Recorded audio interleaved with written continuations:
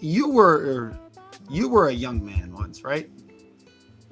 Yeah, I would like to hopefully feel like I still am a young man in some way. Now, when you were younger and single, or if you ever do like like girlfriend for a week, No.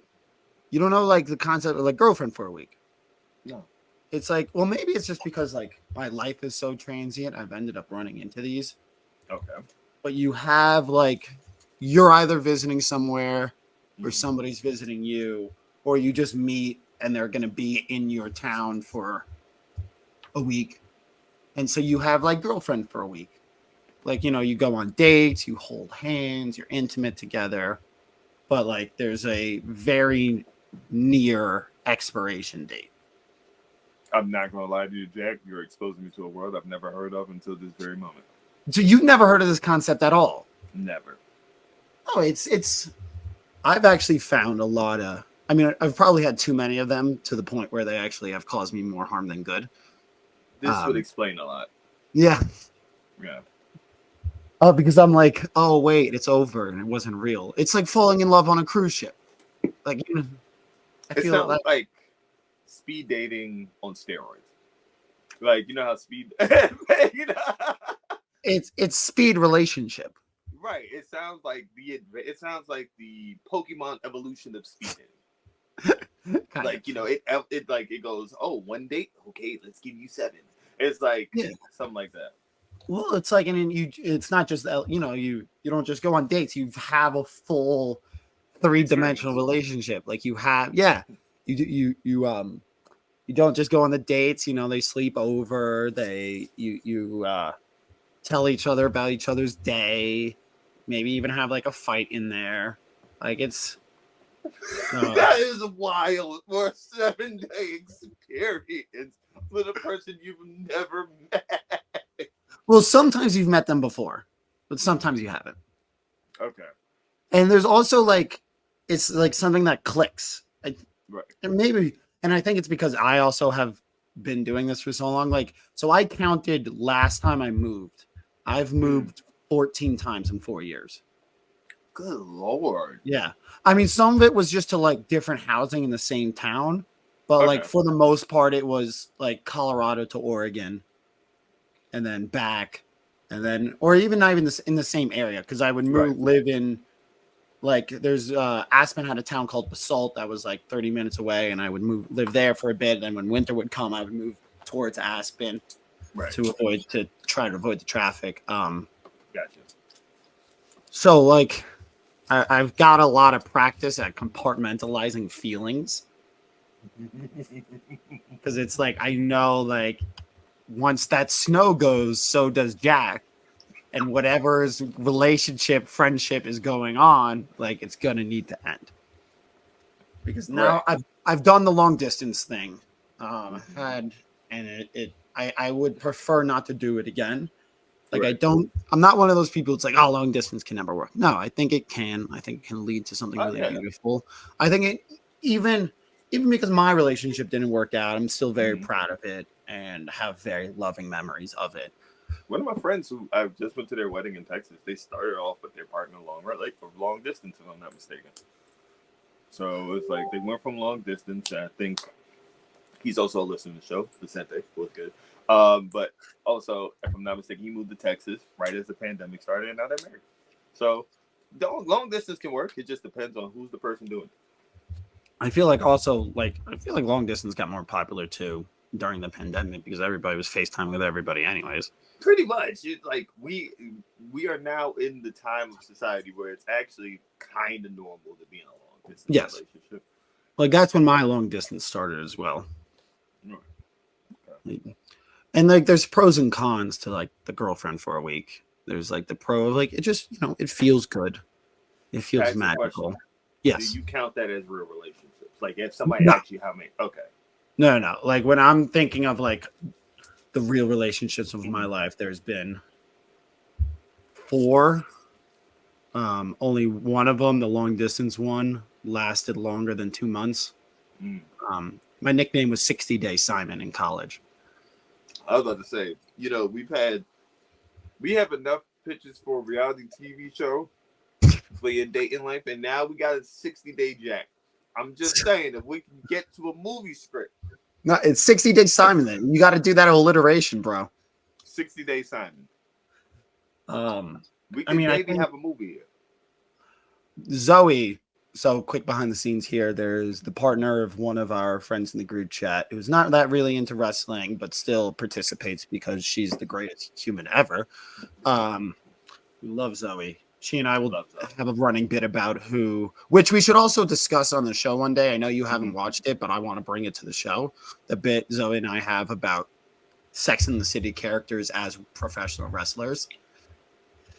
Okay. Let's get some crossover going here. All right, we'll bring that one day. I guess I have to watch an episode? Yes. Oh, God. Yeah, you would watch like 3 episodes and get the whole gist of it. Besides pro wrestling, like I've seen both movies. Does that count? Yeah, that'll give you a good idea. I think you need to watch like 3 episodes of the TV show and you're set. All right, cool. Go ahead. Besides pro wrestling, Sex and the City is like my favorite show ever. Like I'll go like 2015 to 18 NXT as my number 1 ever. AEW 2019 to 2020 or 2021, and then Sex and the City as my 3 favorite TV shows ever. Sex and the City just never called me. That's all right. It's not for everybody. But anyways, I have my reasons. Yeah. Okay. Yeah. Say less. Zoe keeps trying to convince me to sign up for a dating show, like a reality dating show. Please do. I'm not tall enough. That's what makes your character amazing. He's the right stereo of love. The right stereo of love. But like I feel like all this practice in Girlfriend for a Week can lead to me being good at these dating shows. I mean, possibly because it's pretending. Like Girlfriend for a Week does require like some disassociation from reality. Yeah. You need to convince yourself that everything you're feeling about this person is real and rational mind and not just emotional mind. Because you have to relate. Girlfriend for a Week requires an all-in buy-in. Right. To truly get the full experience. I'm thinking about it now. Because there was a couple show. They had a queer version of it that was on Netflix. And it was like these people would swap partners for like 30 days. And then they would swap back and they want to see if they want to still be in a relationship. That's it is nuts. Not going to lie to you.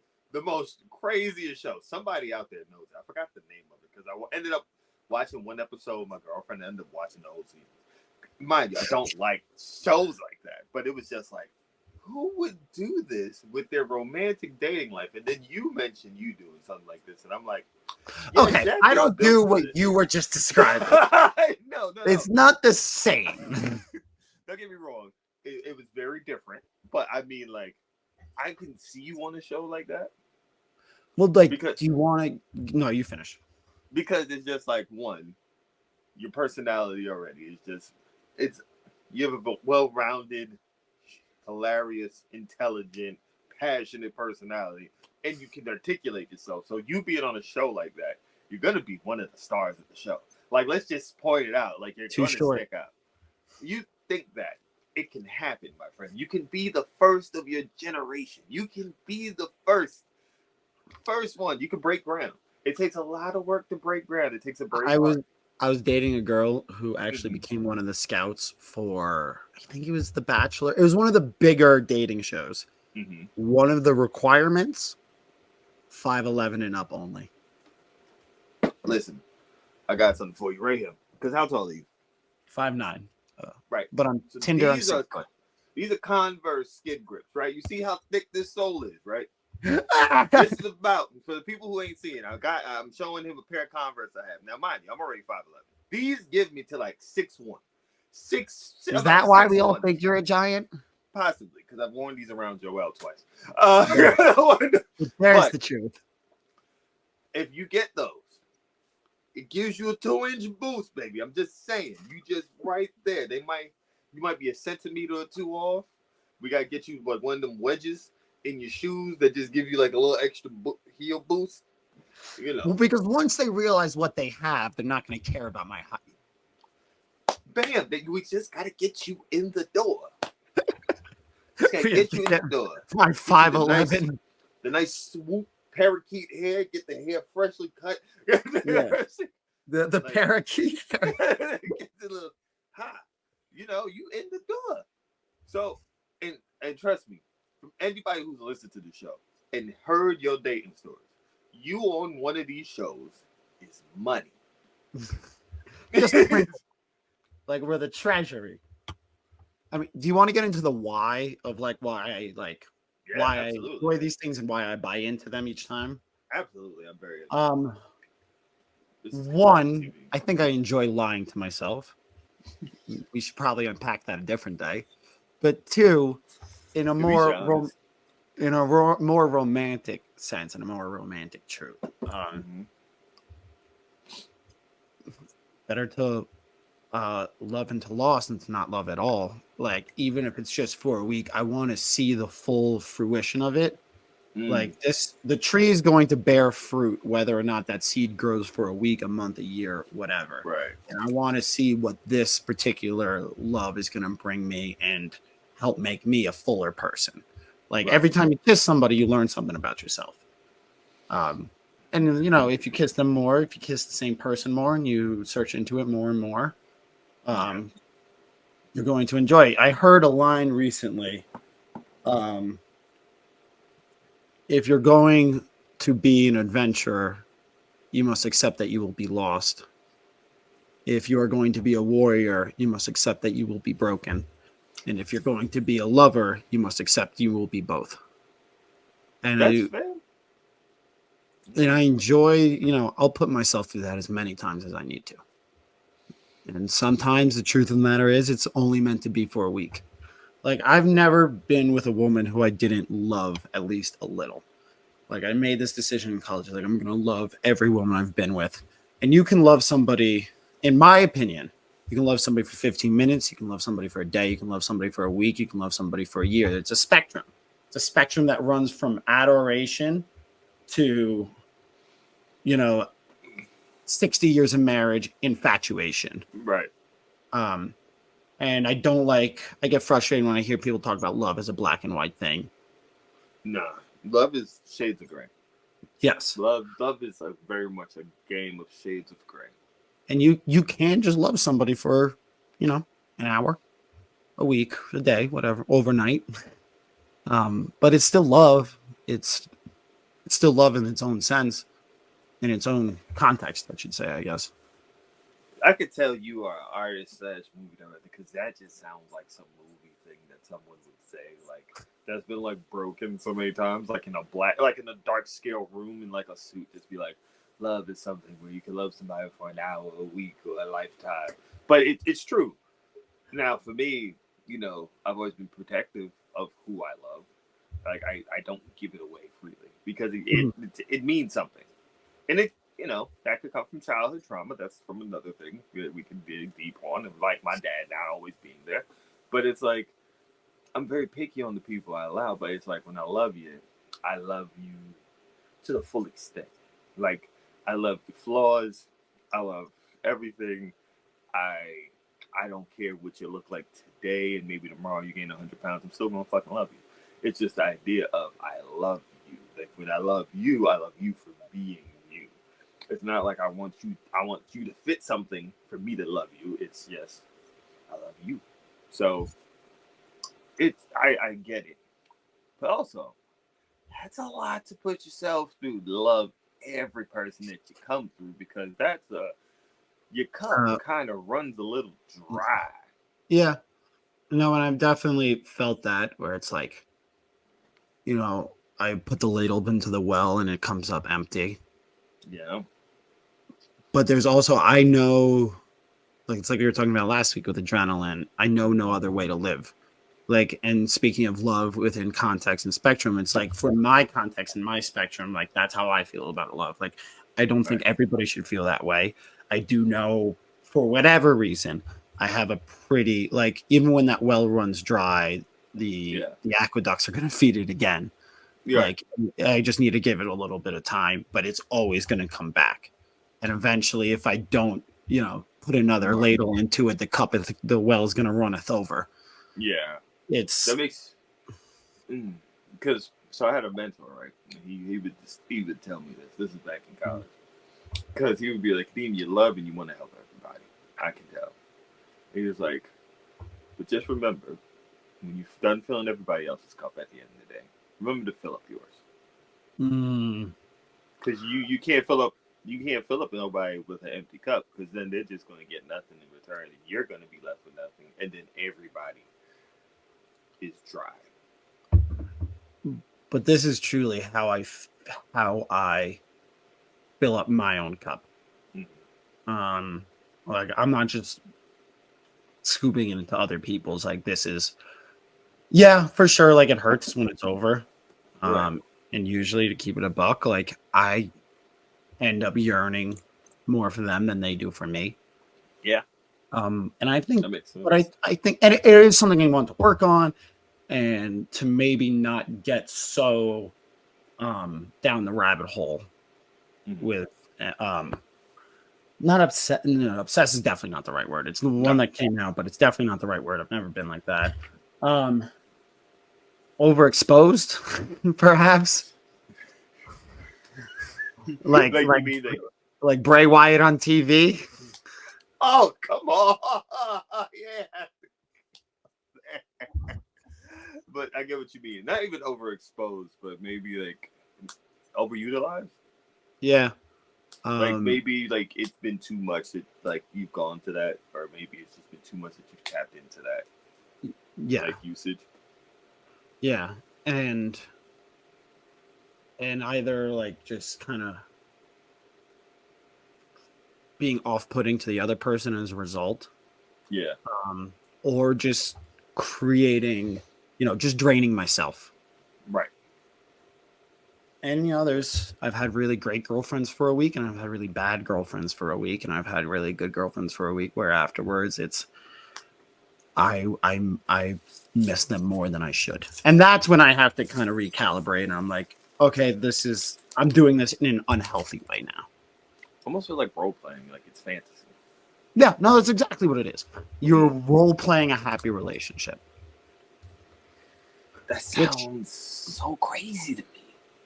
I think if I was in my 30s and still doing this, like if I was in my mid 30s and still doing this, I think I'd be like, okay, that's not healthy. But like right now, I'm still at a practice point in my life. Like I'm still practicing for that great relationship. You know what I think it is? Also, me hearing this, like as I'm turning 34 this year, me just hearing this for the first time, it's like what? But also, at your age, like at 27, I was like 2 years like not dating or celibate. So this might have been something where it was just like, oh, I long to interact with people and stuff like that. So it might have felt completely different. It's all perspective. Yeah. Yeah, but yeah, and like for me, I think of the Hemingway a lot of the only time where a man is a man is when they lose their fear of death. That is only when they are staring it in the face or making love to a truly wonderful woman. And once you are done making love with that woman, it is time to stare death again. So it's like, we have to just, I have to fuck until it's time to get back on the mountain. And then when I'm off the mountain, I need to, find love again so I can lose that fear of death and feel presence in the moment.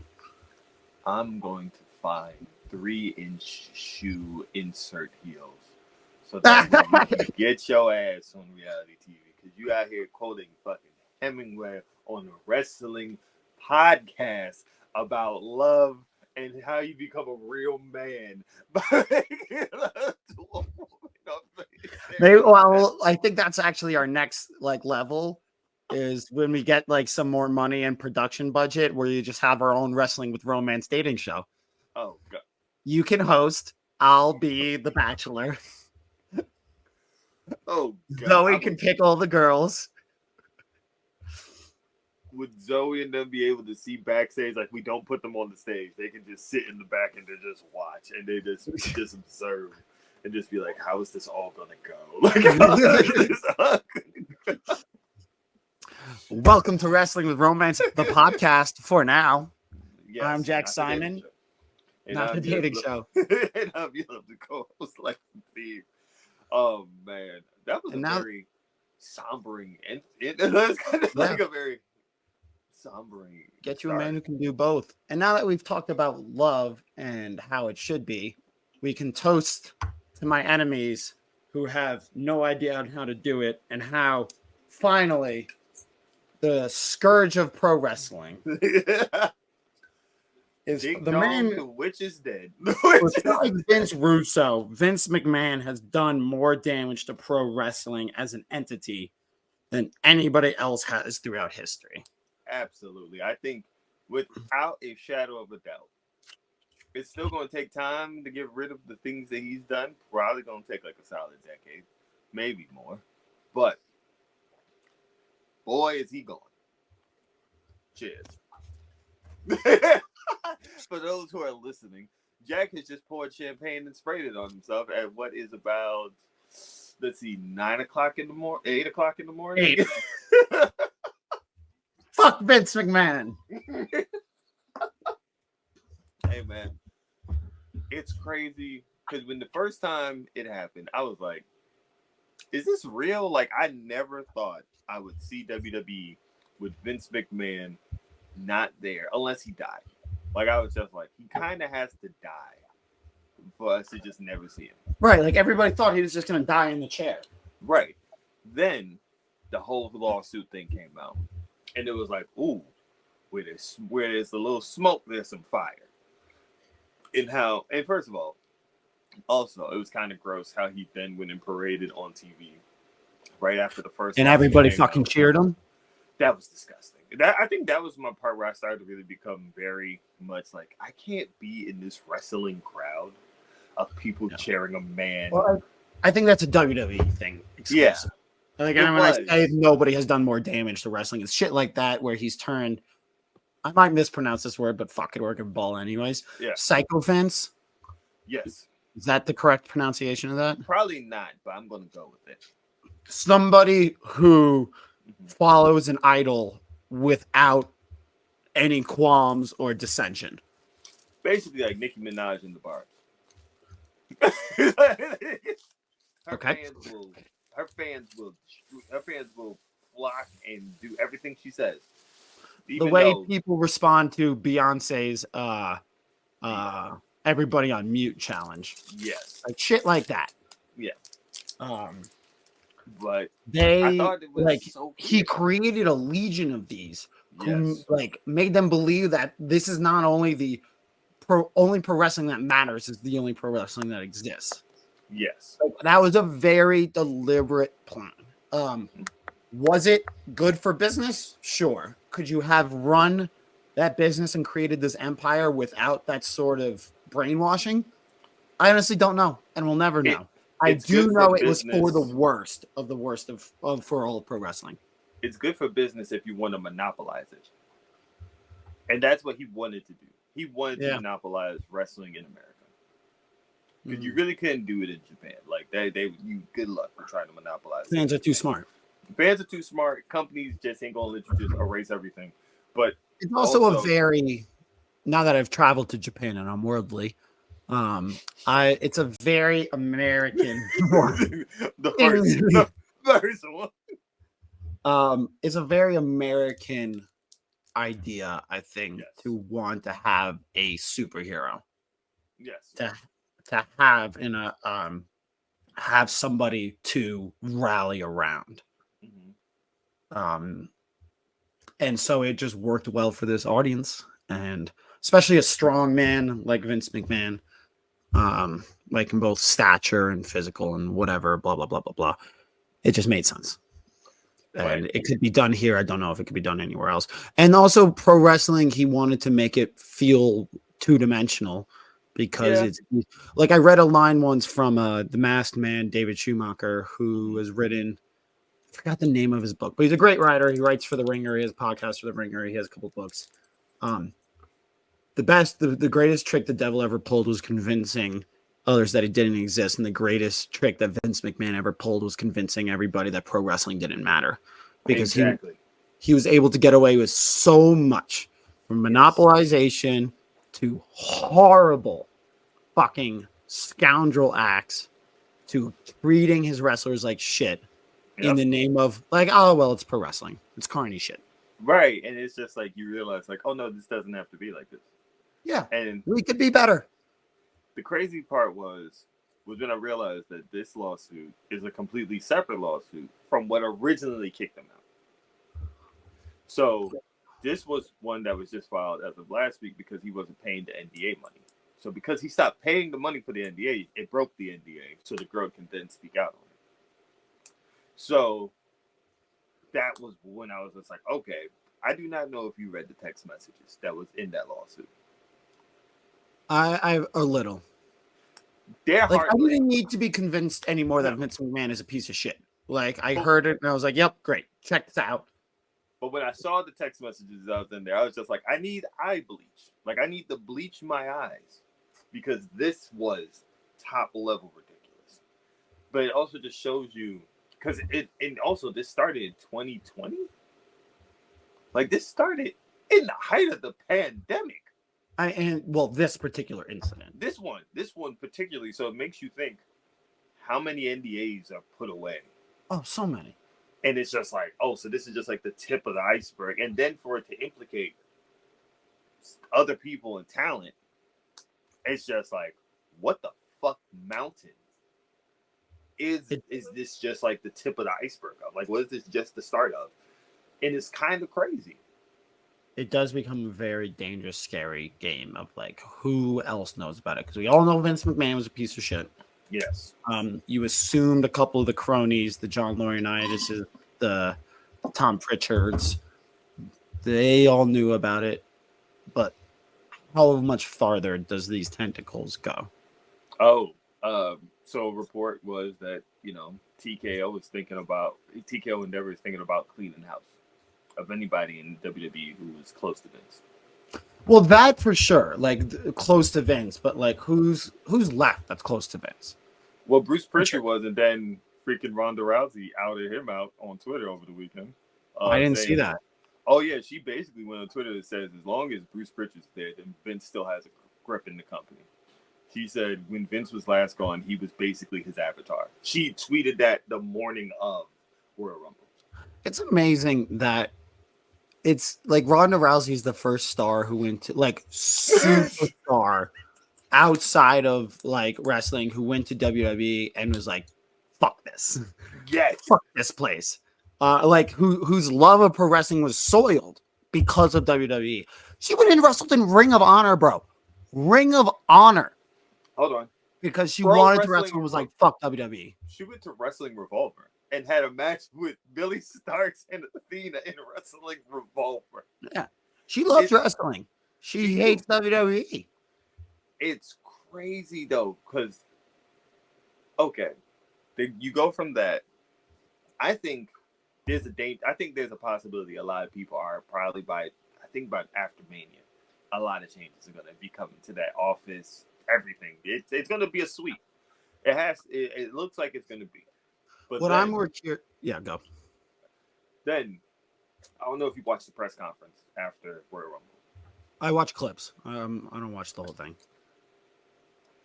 I am so perplexed by how bad Triple H handled that. He answered it exactly the way I expected him to answer it. I don't expect you to say you never read the lawsuit. Like, you're not going to say that out loud. Like, because if he said that he read the lawsuit, it leads to some suspicion that he knew about it beforehand. Because you can easily make the excuse, I didn't know about it beforehand, and, it broke today, and we found out at the same time that you did, and I just haven't had time getting ready for the Royal Rumble. I'm very busy. You know what he could have did? Not to cut you off, but how Cody answered it. Cody answered it how Triple H should have answered it. About you know, we're finding out in real time. But you know, the way Cody handled it, you could tell Cody's very media trained. Let's not get it fucked up. I think Cody, beyond media trained, I think Cody has a very natural ability to be diplomatic. Like he's said before, he has political aspirations, and you could see it in the way he speaks. 1,000%. And I think the way he handles it and handled that was better than how Triple H handled, because there was ways, but you don't say, "Hey, I don't want to focus on I don't want to be bogged down by the negative." It's like, Let's not focus on the negative. It's like, yeah, bro, this is not just a negative, but you also got to realize that's your father-in-law. Like that is a man you've worked under for like nearly 30 years, and that you're actually in his family. You're not just a regular person answering this question. You're not a regular executive. It's different if it was like Nick Khan up there, who has not been with Vince that long. You have been. You wouldn't have even gotten this position if you was not technically gotten to this point. If you wasn't married to Stephanie, if you wasn't married into that family, it looks a little crazy when you say that. Like you can't answer that, Cody. Like you got to answer it because people do see you in a different kind of light. Your executive has to answer it better than your wrestler. Yes, your wrestler can't answer that better than your executive. But Cody had the same answer. He just said it better. He's like, yeah, we found out the same time you did. And sometimes it's not what you say, it's the way you say it. Sure. And in the situation that comes with this level of sensitivity, you got to be able to say it in a way that is very much professional. And also, I feel like any PR manager would be like, hey, maybe not the best time to send shots about like the forbidden door at AEW. Don't do that so easily, but then you are like playing, you got like the hottest feet when it comes down to these questions where you can't sit still. It looks kind of crazy. It looks like you're going on the attack for all the wrong reasons. And you're like, and you're bad at playing defense as well. Yeah. It feels like you're going on attack because you don't want to play defense. Yeah. And it's like, they answered him like 3-4 questions about it in a row. Like they asked him, how are you guys working on making the company safer? And he gave a very, well, you know, I'll just give you the most general answer I can. Everything is possible. We are doing our absolute, and I'm just like, you can't, like, you gotta realize this is the 3rd to 4th lawsuit on Vince about this. You can't just say public everything's possible. Public. Also, you've been there for other things possibly with Vince, brother. You've been there since the 90s, the wild 90s. If I was you, I'd say we are doing our due diligence to make sure everybody can be as comfortable as possible. But this is all due to legal matters, so we can't get into certain things. That's all you have to say. Yeah, you're right. But like he didn't. It's I mean it definitely wasn't a great, like it was what I expected, but it's also not a great look. And also, I think because of the nature of what pro wrestling is, it's very good at being able to just keep going forward, because the next week it's going to be there. So people are going to start thinking of storylines and just keep moving forward. And people have, you know, pro wrestling tricked the world into thinking it doesn't matter, so they can do whatever the fuck they want, which is a shame on fucking everybody and everything. And it's, you know, when Vince McMahon got pushed out for the first time, I was like, he's coming back. This is not how he's going to go. And then of course he did. Mm-hmm. And he came back. And then TKO. We're getting into almost conspiracy now. I say this, I'll sprinkle some allegedly in there. I don't think it's a coincidence that TKO was trying to push him out and these allegations surfaced around the same time. There's like some corporate espionage going on here. I have been saying this for a while. If you look at when Nick Khan came in, there has been some weird stuff that has been popping up lately. Nick Khan came in around 2018, 2019, and I feel like he's been working his way up. Every other year, he's going up. And I'm just like, nah, there's something here. Like, they wanted Vince out already. And I'm not going to lie. As you said, the greatest trick the devil ever pulled. The greatest trick Ari Emanuel ever pulled is making Vince think he still had power. when they was doing that merger. And as soon as that thing dried, he said, "Take your old ass to go do that." Because for the first time in wrestling, Vince ran into somebody who had more money than him and who understand corporate structure better than he did. Yep. And he got taken advantage of. It's crazy the person who loved to take advantage of people got taken advantage of right in front of his face. Mm-hmm. And it took somebody from outside of wrestling. Yeah. Because in wrestling, Vince knows the tricks, but when you're talking business and you're dealing with other business people who make more money than you, they know tricks. It's a beautiful irony that Vince always wanted to make his company bigger than wrestling, sports entertainment, and all that. And then once he was able to achieve that goal, the people who go beyond wrestling are the ones who took him down. It's like Goodfellas. It's like we get you into the door, and then as soon as you come through, just plastic bag over the head. Now, it's crazy. He thought he was a made man. He did. Like Vince thought, I came back, I beat this case, or not that I beat this case, but I let this cool off enough for me to come back, push into power. I'm gonna do this how I want to. And then they just pushed his ass out. And then I don't also find it ironic. He was on the board supposedly just to set up the TV rights. That's what he kept saying. And the same week the Netflix deal comes out is the same day this lawsuit comes out. I do not think some of these things are just coincidences. No. It would be crazy. But I think when there's that much money involved, there's no such thing as coincidences.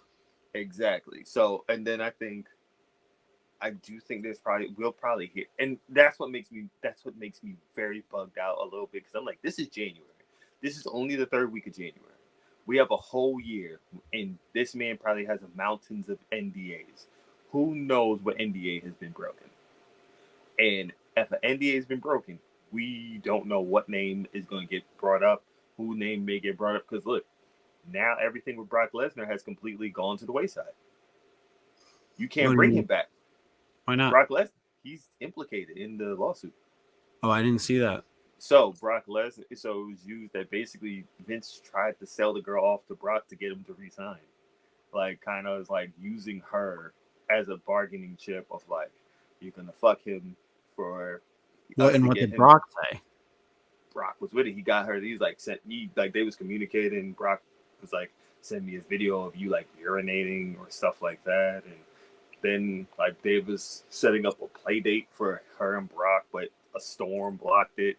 And Brock is implicated not by name, but UFC champion, WWE star. I don't think we need to really pick. Yeah. No. So it's not hard to narrow that shit down. He was supposed to be in the Royal Rumble, and they had to nix it. They had to be like, nope. I know that Braun Breaker got the Brock Lesnar spot, but I didn't know exactly why. So he's basically implicated as one of the people that Vince possibly tried to sex traffic. Well, that Vince sex trafficked the girl. It makes sense of why Brock walked out when he found out Vince had been pushed out. Exactly. Because that was a year after this possibly happened. Mm-hmm. So it's all clicking into place. Yep. So that's why I'm like, ooh, buddy. Who knows how deeper this hole gets? Because now it looks like, and I'm kind of like, don't get me wrong, horrible shit. All of them deserve to go out. As a wrestling fan, knowing that Brock Gunther was the Mania match, and I'm just like, why you had to be a piece of shit? Like, why did you have to be a piece of shit? And I think it's okay to look at it a little selfishly and myopically. But still, also, go fuck yourself, it's like the Dave Chappelle joke about fucking House of Cards. It's like, if that kid could have held on to Kevin Spacey's secret for 6 more months, I could have found out how House of Cards ended. But also, I look at Brock like, you could go burn it out now. Sure. No. It's not, two things can be true. Yeah. But let's talk about, do you want to talk about who won the Royal Rumble? Yes, before we get to the Rumble, I would like to say to any person who has been a victim of Vince, my heart goes to you. I'm sorry. I hope you're getting any type of help. I hope financially you go and get whatever comeuppance you deserve. And I hope you're seeking like any type of assistance that you do need for any of the things that have been done to you. Because no you one should do go to deserve that. it. You do deserve more. Exactly. The Royal Rumble was cool. Like it was a cool show. It was okay. For clarity to the audience, I haven't watched it yet. I do know who won it, and I do know the storylines going in. Go forth. So the Women's Rumble was the star of the show. Absolute hands down star of the show. Jordan Grace being in the Rumble was fucking shocking. Like, funny enough, like I'm in the room, my girlfriend, her cousin, they're all talking to me, and then I hear the siren go off in my headphones, and I just like looked down at my phone. I'm like, that sounds like Jordan Grace's siren. Wait, hang on, pause. You're in a room with your girlfriend and her friend on your phone watching the like, Rumble right with headphones. Like it's right here. I want to get the picture. So it's like, for the people that can't see, like I got my phone flat, like right in front of me. I'm talking to my girlfriend who's like right in front of me, like where the camera is, and her cousin's right here. Her cousin's children are right behind her. My girlfriend, like they're all talking to me, and I have the Rumble here because I'm like, I'm not missing a Royal Rumble. I love. If there's one thing in WWE that I love, still, it's a good Royal Rumble. Listen, it's a perfect match. It is. So you had Naomi come out. I'm like, all right, cool. Naomi was number 2. I'm like, all right, cool. Is she back or is she just doing back? A crossover? Oh, she's back. Okay. Like they got the Naomi T-shirt. She had Naomi in the hair, everything. Right. She's back. So I'm like, all right, cool. She came out to the like, bring it to the floor. Yeah. I loved it. I was like, lit. So then, I forget who number 4 was. I forget. No, it was Candice LeRae. I hear Candice LeRae. I'm like, all right, cool. Bailey comes out, cool. I hear the siren go off in my ears, and I'm like, nobody WWE has a siren in their music. I'm like, the only person I know who has a siren is Jordan Grace. And then I look down, and I see her with the belt, and I'm just like I get the show, like my brain like scattered for a second, because I was just like, what the fuck am I watching? Like, what the fuck am I watching? I saw her elimination spot too. That was incredible. Elimination spot was great. Honestly, they made Jordan Grace look really awesome. Her and Ivy Nile had like the strong woman standoff of holding somebody in the suplex with like one arm in the middle of the ring. It was awesome. Also, never realized how short Jordan Grace was until I see her. She's tiny. She is so tiny, but she's like. I mean, I could say she's short. Like she's not tiny, obviously, but yeah, no, she's cool. She's quite short. The middle of the Women's Rumble was a little shaky. Yeah. Just a little shaky. Now, when we got to 21, when Jay came in, or around 2021 when Jay came in, a star. Instantly made Jay a star. First of all, her picking up Nia with ease and slamming Nia, and then picking up Nia and throwing her over the ropes after Nia had been eliminating everybody. I mean, I think that's really Nia's best role is like a glorified jobber. Yeah, I think that was dope. I think they're going to do Bianca Jade at Mania because they had their stare down in the middle of the ring. I don't think they're going to put Jade in a Mania. I don't know because there was reports that people feel like the issue with Jade is that she does forget her spots or what, like how everything's planned out in matches. Yeah, and if you put her in front of 100,000 people, that's only gonna. I think that's a Mania match that they have planned for 15 months from now for the next Mania. I think it depends on how much you trust Bianca. I don't. That's because Bianca's strengths as a wrestler, and for clarity, superstar. I think she has like beyond even all the potential in the world. I think it's potential realized. I think she's right now one of the best wrestlers. Full stop. Not women's wrestlers, but you still need to be realistic about their strengths and weaknesses. And Bianca's strengths and weaknesses is not like match layout, right? And I think if you don't want to put, this is something that Chavo and I talked about in his interview, is like you never want to put people who have the same weaknesses against each other. That is very true. And you're putting two people whose weaknesses complement each other. And eventually this match is going to happen. And they're going to have the same weaknesses. But by then, at least, it's a little more on an even plane. Yeah. But the final 3 being Liv Morgan, Jade, and Bayley was pretty dope. Yeah. Seeing Bailey win the Rumble was That made me happy. That made me so really, really happy. Because she deserves it. Yeah. She's the most overlooked woman, like in a while. Like she has been. I don't know about overlooked. Like she has gotten a so. lot of love. She's led factions. She's won championships. Yeah, but she ain't never like if you look at it, in the pandemic, her and Sasha Banks was carrying the fucking show for a minute. Yeah. And then you didn't have to have a Mania match. She was the host of WrestleMania. And was that the 2020 Mania? No, 2021 when they did it in Tampa. Remember when she was the host. Yeah. She didn't even get a match. And then the month right after getting ready for the tour, she tears her knee. And then she's out for a whole year. I think she's gotten her love. I think she's not overlooked. But I also think that she more than deserves. She's earned a Royal Rumble win and spot. And the story fits perfectly. And it's her time. And I hope she wins the fucking chip off of this now. My only reason why I say it, this is her first singles match at WrestleMania. Get the fuck out of here. That's why I said it. This is going to be her first singles match at WrestleMania. That's why I'm saying it also. She's never had a one-on-one singles match at WrestleMania. It's always a four-way or a tag or something. Like she's always been in multi-man or multi-woman matches. So it's like this is going to be her first one after winning the Rumble. And I'm like, she deserves it. Yeah. Roman Reigns match was paint by numbers. Of course pretty much.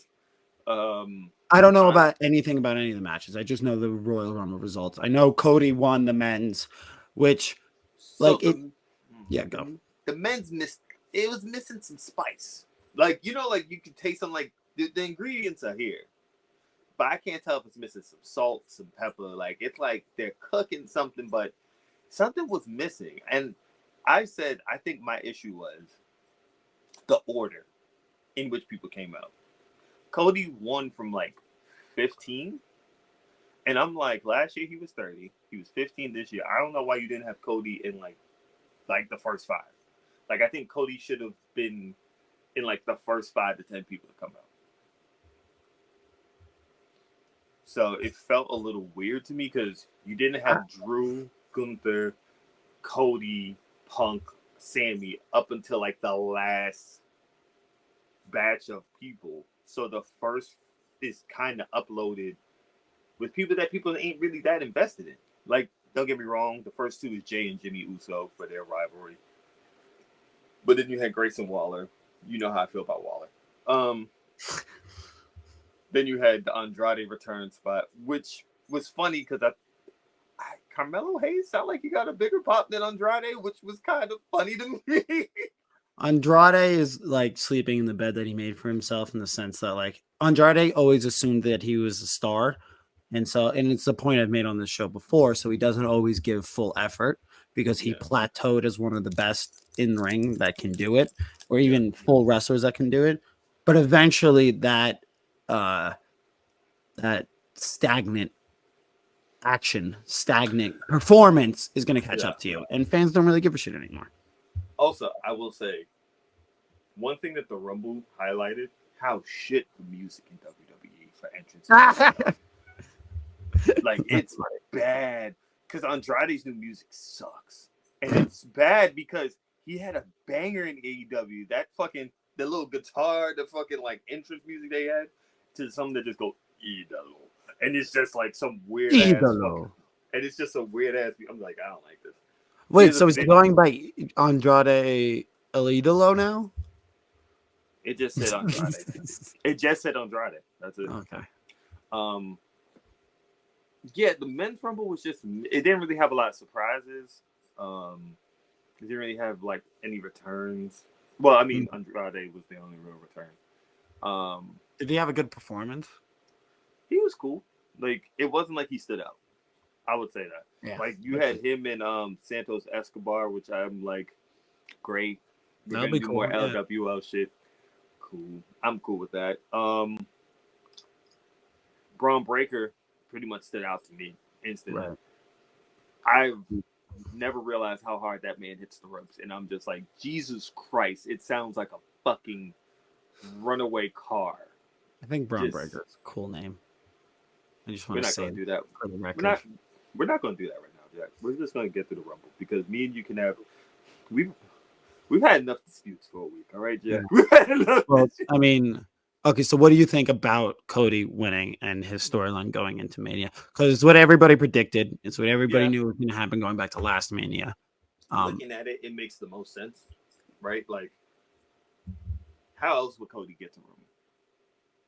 Right. There's no other logical way for him to get to Rumble. What was the crowd like when he won? Crowd was excited. Okay, so it was surprisingly, the crowd was a little dead. Like, except this wasn't the best crowd. I will tell you that right now. Okay. I have seen Collision. The Collision crowd sound loud. With 900 people? 2,000. It said 2,000 was the final total. WrestleTix, trust them. Yeah, I do trust WrestleTix. So it was louder with them than it really was throughout that end of the Cody Punk thing. Cody Punk was the last two. They had like a little mini match. It was good, and I think people are excited to see Cody win because, to be honest, people want to see this Roman shit happen. We are tired. We are fucking tired of Roman Reigns still having this belt. It's just so predictable. Like I understood when Cody lost. I mean, I still think he should have won then, but I understood.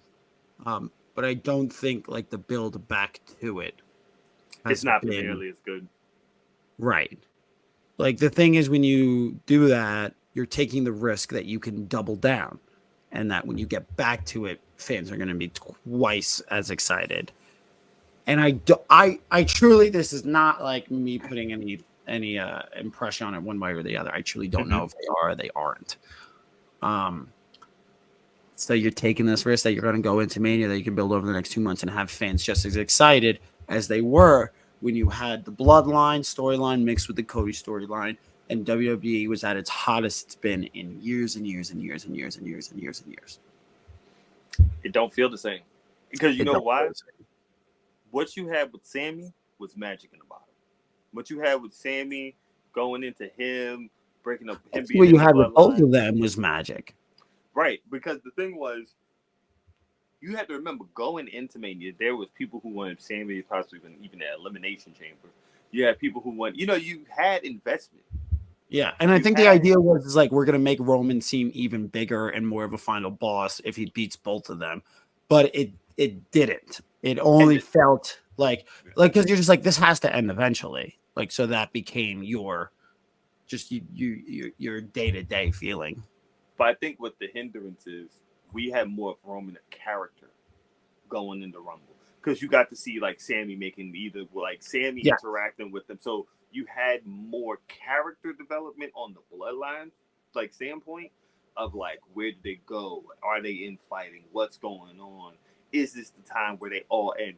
And then the fact is, you have to think about since Mania, we've only had 4 Roman matches since last Mania. That's really crazy. Night of Champions, Money in the Bank, Survivor Series, SummerSlam, and then Crown Jewel in November. That is it up until Rumble. So you've only had in like an 8-month span him really do 4 matches. I mean, you have to include Rumble as well, so that's 5. I mean, if we're including, but up until Rumble, because I'm just saying from Rumble, because even when you look at it, right, just you didn't really pay attention to the Roman match. How do you think the Roman match ended? I wanted you because you don't know. Let me just Spear, Roman interference from Bloodline, or I guess all that's left is Solo. 1, 2, 3. Think about it. I just asked you, and that's exactly how the shit went. You see what I'm saying? And I really like Roman matches. I do. I think his mastery of the notes of the gray, of the space between moves is mastery. But like, it's still, we know how it's going to go. And I think the interference, the Bloodline stuff has taken the luster out of it. I think it has taken the joy out of it. Like he needed a clean win. Yes, and the thing is to have Solo interfere in a 4-way. It's just like my motherfucker, why? Like there's Yeah. 3 other people there. You could have had this go a lot of different ways, but you needed And to put a 6th person, really, if you include Paul Heyman. so the thing is, I think, and I said this last year to some friends. I said, even if you want to do this whole redemption Rocky thing for Cody, which it seemed like they were trying to do this whole time, Philadelphia, Rocky, whatever. My thing is, it's not going to be nearly as hot as it would have been if you just did it last year. Yeah. No, and I think also having the Sammy and the Bloodline storyline, like colliding with Cody and his storyline, it consolidated and made it exponentially more powerful. And now, instead of having 2 stories that are really hot that can feed each other, you're trying to build separately. Yeah, and the weird part about it is, I still don't to this day know why Roman needed to win. Anything he's done since, right? Like that's the thing too. It's not like him or Cody. Like it's not like you've done anything with that time. Yes, To add to more depth to their story. And it's weird, man. Like I can already see the matches that are going to be on Mania, right? We're going to do Punk Seth. Yeah. We're going to do Cody Roman. If you're putting Braun Breaker in Brock's spot, I would like a Braun Gunther. That'd be great. You're going to get Jimmy versus Jay. Right. Jimmy versus Jay. Rhea Becky. Bailey Io. Yeah. Like, it looks like a good card for a 2-night show. It looks good. But here comes the issue. You have another show coming up. Seth ain't going to be on that show in Elimination Chamber. His knee. So he ain't going to be wrestling. Because he tore his meniscus and has a damage. Whatever. Right now, it said that Gunther might have visa issues getting into Australia. Because he can't technically, he can't technically go in the see. Yeah. So, Brock was supposed to be on the show. He ain't going to be on the show no more. Right. We know Roman ain't wrestling. Yeah. Well, no, because you could listen, it's still possible. Be with me here for a moment. It's not happening. Be with me here for a moment. It's not happening, brother. You can still get The Rock versus Roman. Brother, he was winded after people's elbow on Jinder. You think in 1 month he's going to be all right to go wrestle? You can still have Rock versus Roman. Okay, this could be their idea of like, oh, this is how we're going to like tantalize the fans again and get everybody invested. I think Rock Romans gets announced the night after WrestleMania. I think they announce it like, I think they do a John Cena Mania after. They do the John Cena Rock. Announce it a year ahead. Actually, I think that's more a realistic possibility than what I said. Right. Because I don't think 51-year-old Rock is going to get his cardio up enough in a month to go wrestle in Perth, brother. I don't think that's happening. Because their story also never needed the belt. No. Part of me is scared. I'm not going to lie to you. Part of me is scared. It's terrible. I don't trust Cody's leaving Mania with the fucking belt. Me neither, which is exactly what they want. So maybe they did win. Maybe. But it was a cool show. I would tell anybody who had not seen it, go out your way to see the Women's Rumble. Yeah, I'm going to watch start of the show. Men's Rumble, it's cool in spots, but there's no like fun almost elimination. Like all the almost elimination spots within the women's shit. Like where they like just barely survive. There was none of that in the men's. It was kind of weird. It was like no Kofi spot, no nothing. You want to wrap this shit up with your Sting booking? Your Sting retirement booking? Do we want to talk about how we got here? Talk about how we got here? I don't think we need to. Deem and I got into a very long fight last Wednesday about whether or not Sting should win the tag team championship. Listen, I'm all for Sting. I love Sting deeply, in my opinion. In a sport that's supposed to simulate a combat of sport, someone who's in their 60s should not win a championship belt. Okay. And that's not ageist. That's just reality of how sports work. It's reality of how sports work. This is my argument to it. is that you can see that they're doing like a reset of everything right before the the rankings come back. Yes. Because technically, FTW belt is not recognized by AEW. It's never a recognized belt. It's never a recognized belt. So the person who had the best record singles-wise in AEW is Hook. Yes. So it made sense for Hook to have a match with Joe. The best team record-wise is Sting and Darby. Yes. So it makes sense for them to have the tag titles. It makes sense for them to have a tag title match. The reason why I say it makes sense for them to have that, right? Perfect example. Would you have Roman lose the belt to Rock at Elimination Chamber before Mania? No. Because it wouldn't make sense, right? Because The Rock is old and retired and hasn't wrestled you're much. Thinking about age. I'm talking about story here. Let's think. Okay, but like, here's the thing. We're not doing this, Jack. We're not doing this. We're not doing this. We're not doing this. We're not going to do this. Fine. Just tell me. So, would you book it the same way AEW is currently booking it? So, here's my thing with it. Would I as a person who's been a Sting fan most of my life, WCW boy, I think this champagne got me a little drunk. I was about to say it is 8 a.m. It is like 8 a.m. And also you're in like high altitude. Isn't like high altitude for you?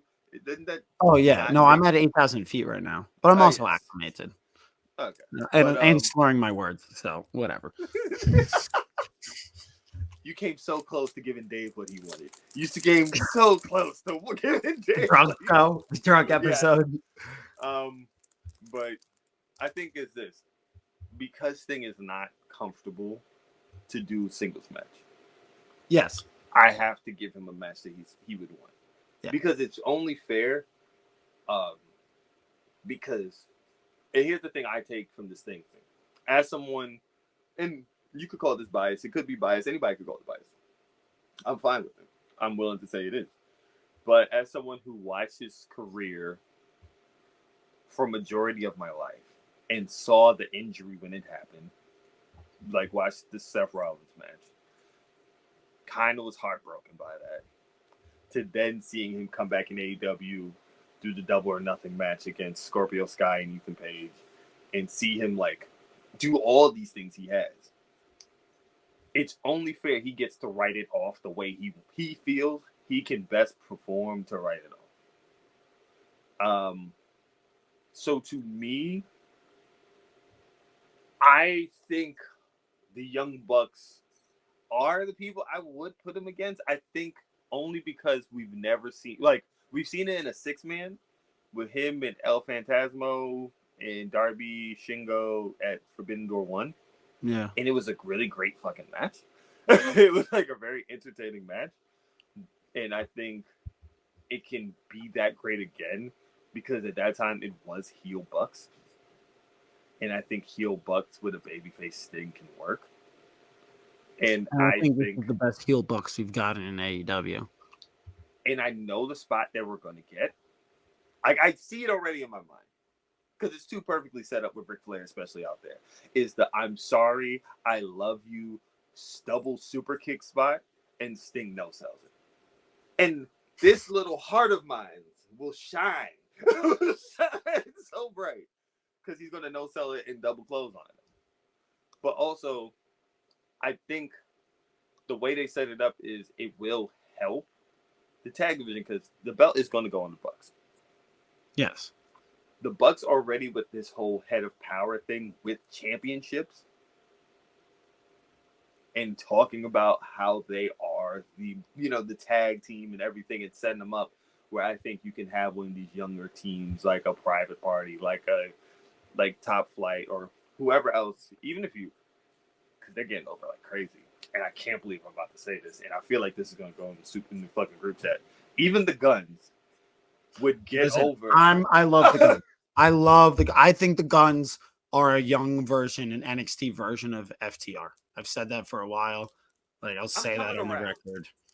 I think the way they wrestle, like just their tag team psychology resembles FTR, young FTR. I'm just not crazy about some of their selling, which Sure. again, Jack may hate me for saying this. I felt their selling was most fitting versus Mogul Embassy in 6-man tag match because I feel like Use their name their mama gave them, Gates of Agony.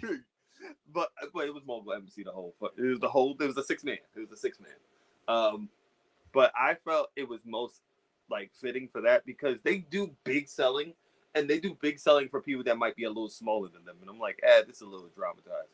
But it's like when they do big selling for big people, I'm like, oh, this fits. This is really good here. Well, it's funny they've done most of their learning under the AEW umbrella because if you're being like realistic, their selling most resembles Kenny Omega and the Young Bucks. Yes. So I think this is a good place to do it. Now, in my dream world, I would do Sting and Darby. But I know Sting. Right. Like that's like the fantasy booking. It's like Sting versus Darby. But Sting doesn't want to do a singles match. So like throwing that out, my fantasy booking would be is I'm fine with Sting getting a title match. I don't think he should win a title. I would have done Sting versus Darby. Sting and Darby versus Big Bill and Ricky at the pay-per-view, and Ricky gets the pin on Sting, and then the Young Bucks beat Ricky and Big Bill. And you can do, I would have Ricky shake Sting's hand, maybe they turn a little face, then you have a face versus heel Bucks, like, and the Bucks turn some shit of like, oh, we're the EVPs, we're having a belt championship match right when we want it, the very next week. And so then you have them take the belts right off of them and ruins their moment. To me, also, I think, because here's why I would look at it also. If we're doing the rankings, right? If this goes back to Ricky being a solo star, Ricky goes right back into the rankings where he needs to be. Like, in singles? Because Ricky hasn't really lost a singles match. But he's going to go down. No, but he would have to start from the bottom. If you're being realistic, he probably have to start from the bottom. But that, I think, especially if you're doing rankings, and especially because there's no dark, there's no elevation, like we're going to have to see these matches. Right, so which I think is going to make it even better. Like I think it's going to make the rankings even cleaner. So I think for me, the thing is, as much as I love Ricky, this is not the place where Ricky needs to be. And like I feel like Big Bill. I don't like, especially if you're doing rankings. I feel like, and I don't know, maybe they do the Face of the Revolution ladder match again. Maybe you got Ricky in that. Maybe we do, but Ricky needs to be in a place where you're using Ricky for what you need Ricky for. Yeah, but like also Ricky has been in a holding pattern for years because the truth of the matter is his matches aren't that great. Like, if you're gonna break into the 30-point system of a pro wrestler where 10 goes to in-ring ability, 10 goes to look, 10 goes to charisma, promo, whatever. You know, he has a 9 in look and promo, but like his matches are a 6, a 5. He has some matches that I would say is higher than a 6. Like, exclude Danielson. I wouldn't say Danielson only. Like his first match. Exclude Danielson and Punk. His first match with Jericho, the first match. Okay, but again, we're talking about somebody who's a pro wrestling legend. I would say there's only so many Jericho's, Punks, and Danielsons he can work with, especially if he's going to be a champion, a singles champion. I would say his match with Hangman, unfortunately, the match where he fucked up his neck was really good. The match with Jay Lethal was really good, surprisingly, because I'm not a Jay Lethal person. Yeah. Him, Swerve, Jack Perry was really good. That triple threat in Louisiana right before Double or Nothing. It was okay. He, to me, you have to give him the avenue where it can get better. Even though I think Ricky's probably gone. Like, you think he's gone? Oh, Ricky's gone to WWE once his contract's up. Are we kidding ourselves? I did not know. I did not think that. Or know that. Or whatever. If you look at Ricky, and me and you, I would say of our friends, me and you are probably the most active WWE watchers. You look at Ricky and think about Triple H game. Yeah. He's on that main roster, and he's going to be slotted somewhere. We'll see. But you got to give me your sting, like how you're booking this. Are you just doing it the same way AEW, which is fine? Yeah, I would do it the same way Okay. AEW is doing it, which is in 2 weeks. He would in what was that, February 7th, I think. They win the belts, and then they would in less than a month they drop it to the Bucks. They would be transitional tag champions. Yeah, and I'm fine with that because my only thing is make sure you announce Bucks, Sting, and them no DQ, because that's the best way you're gonna get your full bang for your buck. For I see what you did there. Yeah, I mean, it's also like you can get the Bucks doing crazy spots. You can do Darby doing crazy spots, and then you build it up into like Sting gets one crazy spot, like is his home run swing. Yep. Like if I'm really gonna be able to keep this belt, but like also here's also my frustration with him being the tag team champion is if he's going into that match as the tag team champion, like. He's gonna lose because it's his last match anyways. Okay, that's fine. Like, look, there are matches where it's okay to be predictable. Like, let's be real. We went into Full Gear and we knew Kenny was probably dropping the Hangman. But that's not predictable. That's like that is predictable. I'm saying Kenny versus Hangman is predictable. Sting, Darby versus Bucks is certain. There's two different things here. That's fine because, okay, you have two things.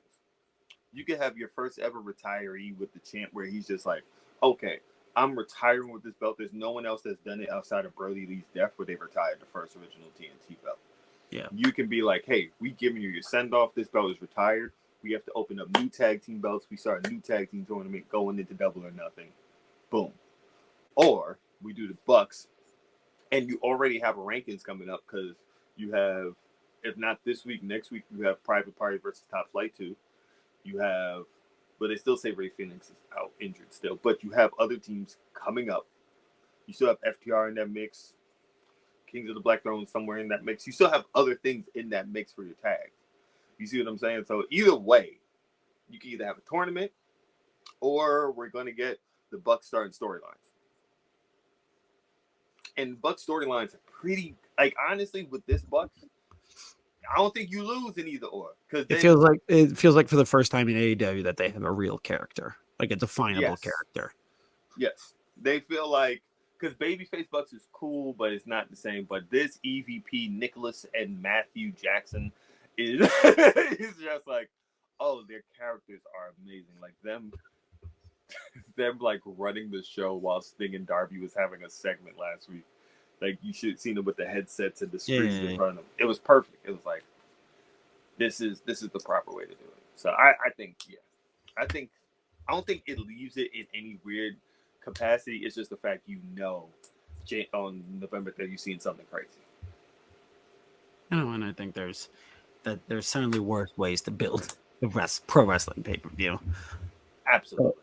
But let us know how you would book it. Let us know your thoughts. This is Jack Simon. You can see me on JackSimonMakes.com and my Instagram, JackDocSimon, Twitter, JackDocSimon. Got my Jack Doc Simon JDS Doc hat on right here in case you forget. And you can find me, Life of Deem, on everything once I haven't gone crazy this next week with life. You can find me on Instagram and Twitter. You can also follow us on Instagram, Wrestling with Wromance, and on, did I say on Twitter? I meant Instagram. That was our Instagram, Wrestling with Wromance, and then Twitter, Wromance Podcast. We see you guys next week. Peace. Doses.